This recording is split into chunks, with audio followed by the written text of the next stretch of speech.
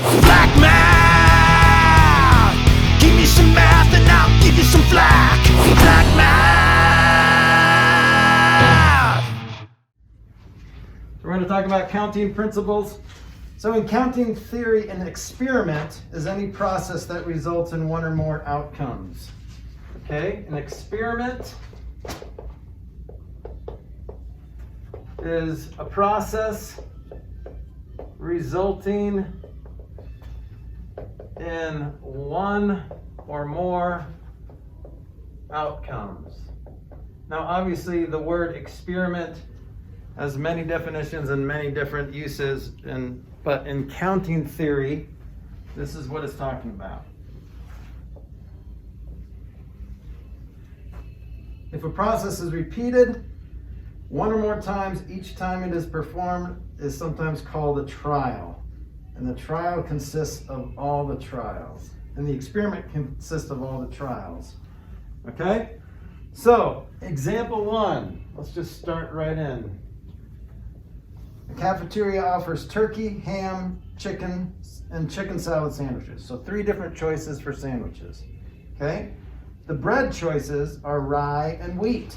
Rye, ew. How many different sandwiches can be ordered? Okay, can you guys think of that? So you have 2 choices of bread and 2 choices of meat. How many different choices of sandwiches? What? 4. So 3 choices of meat. Oh, 3 choices. So did I say 2? What was the question? So 2 choices of bread, 3 choices of meat. Okay. 6. So 6, that's right. So if you drew like a little diagram, you could have turkey on rye or wheat, right? You could have ham on rye or wheat. And you could have chicken salad on rye or wheat. So if you needed to map it out, this is a nice little diagram. You don't have to do this. But there is, this is called a sample space. So you're going to see these words, and I just don't want you to be confused by them. So the sample space for an experiment is the set of all possible outcomes. Okay, this is the set of all possible outcomes.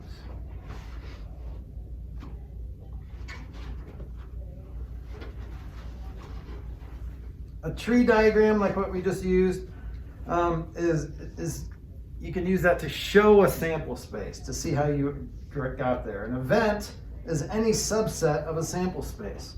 So an event is in any outcome or set of outcomes. If you need only to count outcomes rather than actually show them, one method you can sometimes use is called the addition counting principle. Now here's the addition counting principle. So suppose a trial can result in any of n outcomes, okay? From one category, any of n outcomes from another category, and so on. If there are k different categories of outcomes, then the total number of outcomes that can result is this. So this is just kind of very semantics.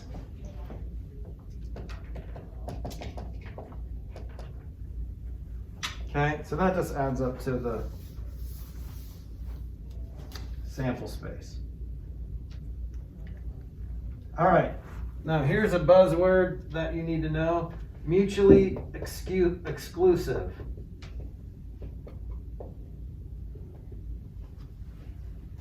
All right, so 2 events in a sample space are mutually exclusive if they have no outcomes in common.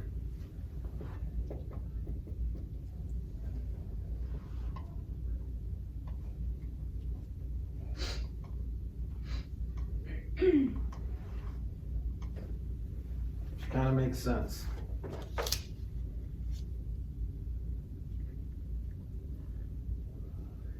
Okay, so let's do an example so I can demonstrate this kind of stuff here. So, if I were to draw an ace or a face card by drawing a card at random from from a standard deck. So drawing an ace or a face card from a deck. Okay, so I want to know the number of outcomes in each event.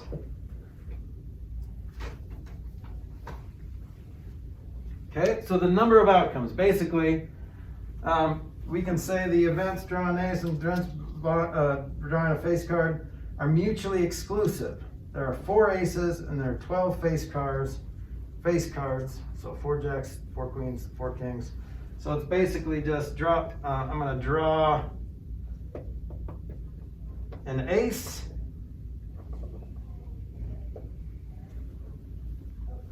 or a face card. There's 4 aces and there's 12 face cards. So 16 total outcomes. So these are mutually exclusive.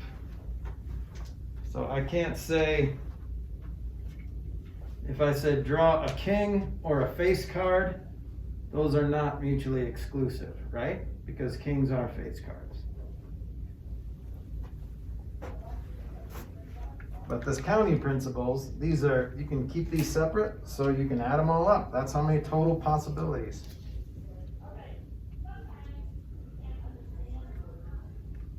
All right, let's see if we can figure this out. So this is 1A.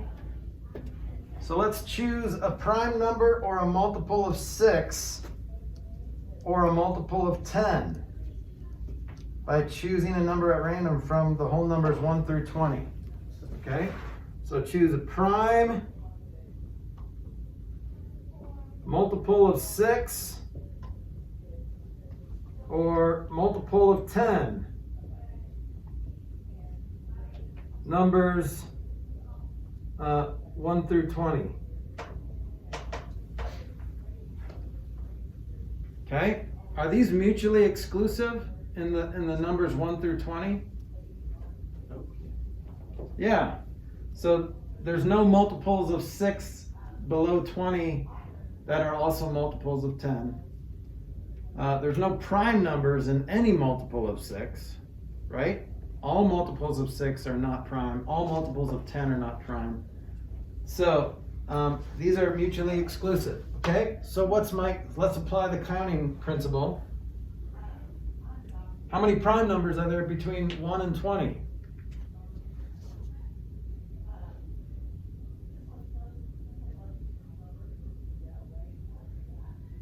What'd you get? 6. 6? I think there's more than 6. Not too many more. So 2, 3, 5, 7, 11, 13, 17, 19. Right? So there's 8. How many multiples of 6? 6 times 1, 6 times 2, and 6 times 3 gets to 18, but before you reach 20. So 3 multiples of 10. 2. Well, that depends on how it's worded here. Yes, it is. So if I say at random from the whole numbers 1 through 20, then 20 is included. But if I say between 1 and 20, then it's not, but it is. All right. So what is that? 13. So there's your sample space, okay? So you just have to identify mutually exclusive.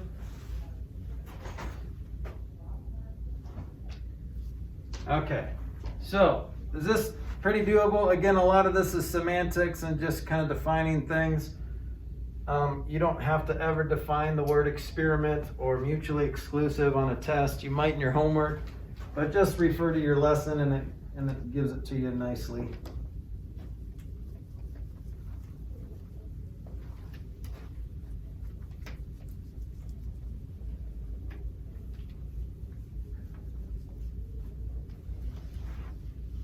All right, we're still on 33. The next is definition. This is the fundamental counting principle.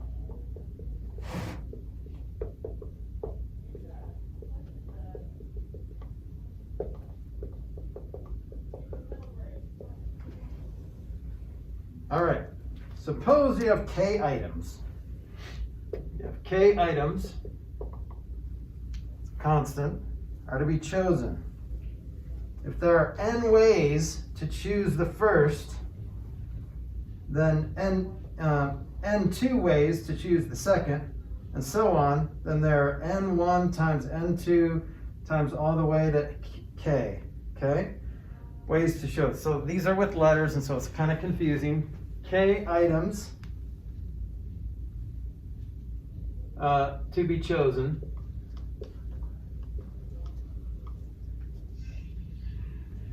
Okay, n1 ways to choose first item. Different way, n1 different ways, or just ways to choose first item. N2 ways to choose second item. So think about our bread and our meats. To choose second item. All the way down to NK ways to choose the last item, or the kth item. Then there are n1 times n2 times ... all the way down to nk ways to choose all k items at once.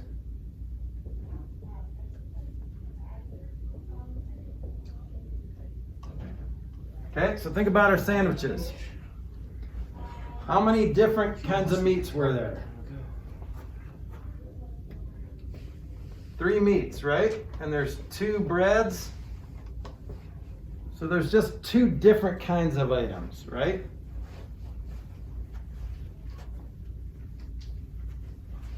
All right, well, if there are 3 ways to choose meats and 2 ways to choose breads, it's just 3 times 2, which is 6. And that's what we saw when we did a little flow chart, right? We saw that there were 6 possible outcomes. 6 different types of sandwiches.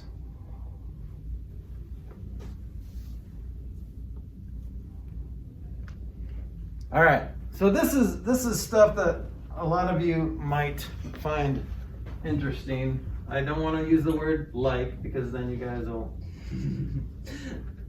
freak out. But you might like it, but I don't want to say it. But Hey. you Whoa, are. whoa. Okay. All right, so a student, here's example 3A. A student has to choose,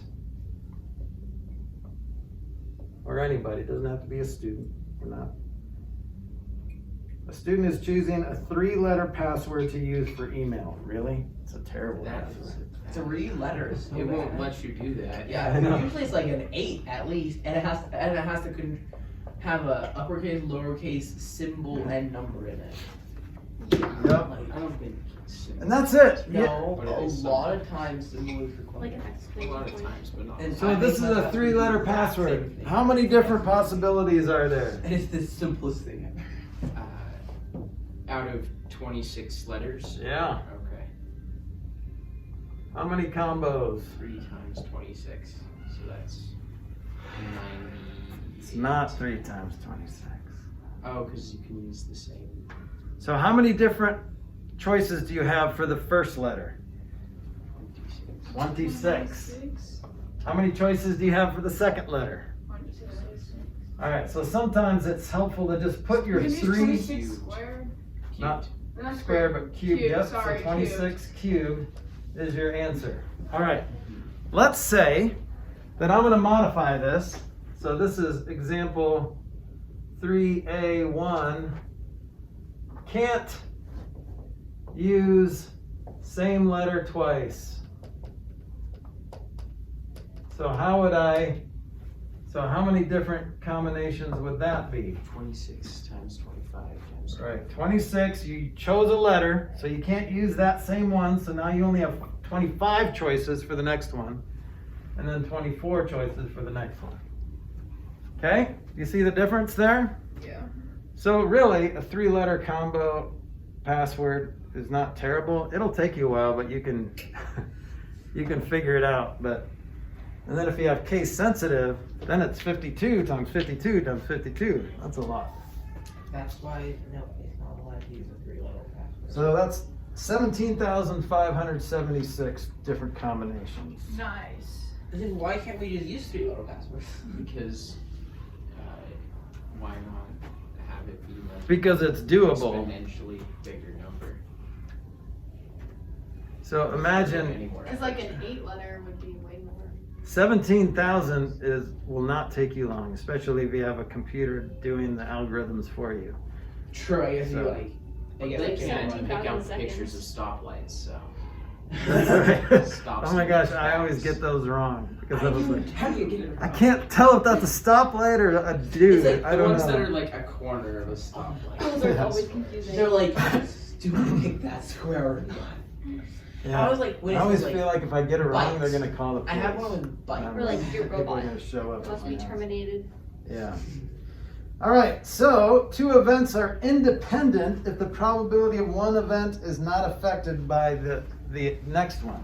So for example, these are independent because the choice you pick for the first one does not affect your second choice. But see how these are not independent? Because whatever you choose here affects your choices for the next one. It only affects it a little bit. It only takes away one choice of all 26 letters, right? So, two events are independent. Events are independent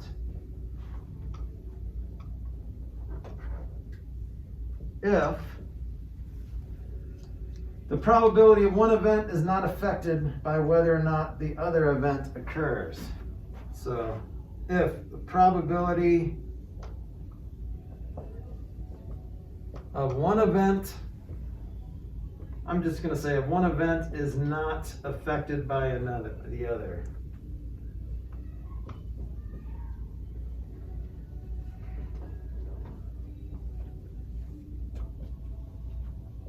Okay, so whether or not that other event occurs does not affect the probability of something else.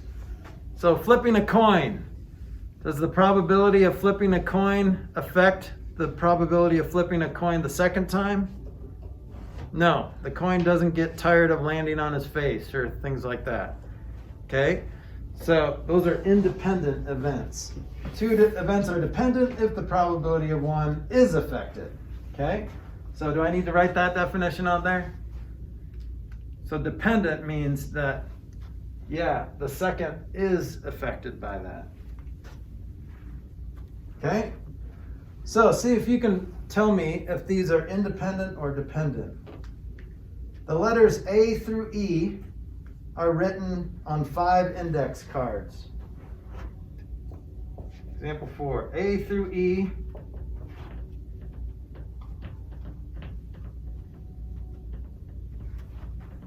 are written on 5 cards. Okay? A card is chosen at random, and then another card is chosen at random. Determine whether the events in each case are independent or dependent. Okay, now here's the first scenario. So that's the scenario. So basically, you have A through E, and they're chosen at random. Okay? Choose A, choose the letter A, and then choose B. If the first card is replaced before the second card is chosen. So if you choose A, and then you put it back in the deck, and then you choose B, are those independent events? Independent. Yes. Okay, A replaced A,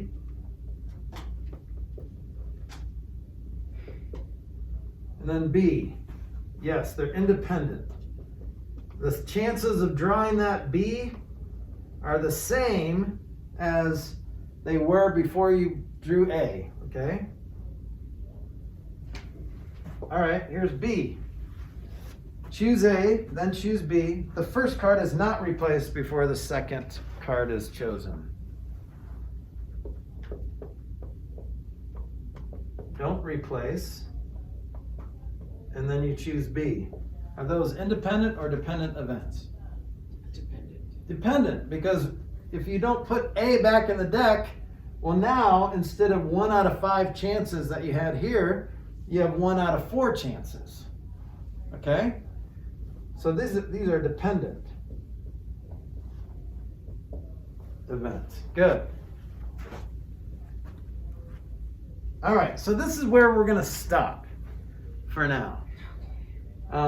It's really just semantics, this lesson, and just understanding sample space and how events affect each other. But that's pretty much it for, and this has a lot of application. Here's something you might appreciate. There are 6 positions in volleyball: left front, center front, right front, left back, center back, right back. How many ways can 6 players be placed in the 6 positions? Well, it's just 6 ways. If they rotate. Oh, if they rotate rather than being placed. so it's good to think about this. So just place at first rotation. So we're not rotating. So think about this as just placing 1 player at a time. How many players do you get to choose from for placing that first front left place? 6. 6. All right. So that person is standing there ready to play. So how many choices do you have for that one? 5. Okay. What about the third one? 4. 3, 2, 1, right? What if you had 16 players on the bench? Then it's 16, 15, 14. Right. Multiply Okay, those. so it's still, you have 16 choices, but once you put that first player there, then now you only have 15 players, okay? So good. So then you just multiply those together.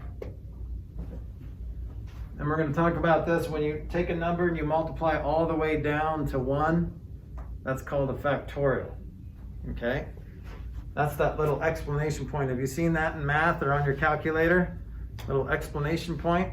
We're going to use that button. Yay.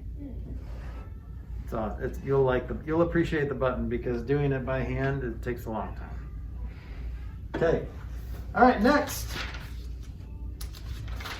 Lesson 34.